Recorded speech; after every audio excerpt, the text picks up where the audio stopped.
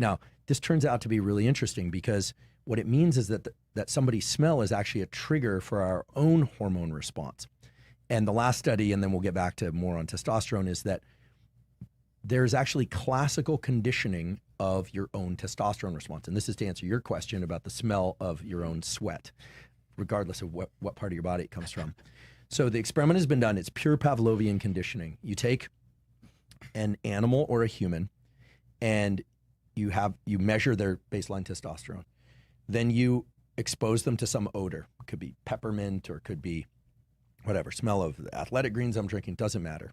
That does not change testosterone levels, okay? Then you have them mate or be in the presence of their mate, and you bring the scent along. So you're pairing the scent with an experience that's known to be associated with elevated testosterone, okay? This is just like Pavlov's dogs, right? Give the food, ring the bell, okay, this kind of thing. Then you take away the mating and you just smell the substance and testosterone goes up almost as much as mating itself. What does this mean? This means that if you associate a particular smell, and it does have to be a smell, with a particular testosterone elevating event, could be training, could be the smell of the gym, could be smell of your own sweat. If you're in a romantic relationship, it could be the smell of your partner or their shirt or some other article of their clothing. That will increase your testosterone. This is the way that the nervous system has been wired up, is to anticipate things. Now, there is a well-known habit of people leaving clothing at each other's houses, right? This is a well-known thing. I don't think this is new information. Yeah. But you will discover, when you're young and single, regardless how long, that somehow articles of clothing just start getting left behind. And that behavior may not be conscious. That behavior may actually be a subconscious behavior of marking territory. That is not necessarily that different than other animals marking territory. And so marking of territory through articles of clothing isn't just about making sure that someone else sees it, or, whose toothbrush is that, people's undergarments and things like that. It's couples who spend a lot of time apart, people who travel overseas for military, oftentimes the spouse will say, will you leave me a shirt or something, and just their smell. So this is real stuff. It goes deep into our biology. Anyway, I hope I answered your question, Mark, without having to answer it directly. People can read between the lines. We're going to get back to what you mentioned about what we were talking about habits that help increase testosterone. But and this actually, I've always wondered, why do people go on the internet to purchase women's underwear? Because women, they sell that online. And now that kind of makes a little bit of sense. I didn't know this. You didn't know this? No. Women sell their underwear online, their worn underwear. And people... Or you get it from a vending machine, depending on what country you're in. Yeah. I see. Yeah, so, smells are very powerful cues. Our original senses were chemical senses.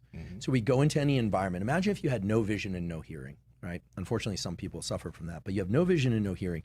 And you enter a room and you have to decide who's a friend, who's going to try and fight me, who should I mate with, what's food, what's poisonous. That was all chemical. And so we normally think about chemical like odors, but also taste and smell are very closely related. And then there's chemical sensing on the skin. So those signals converge to create an internal representation of how safe, how friendly, how desirable a given environment is. And we are very visually driven animals now. Of course, most of the human brain is 40% of it is dedicated to vision in some way or another, even if it's vision and movement. But chemical signaling is a very real thing.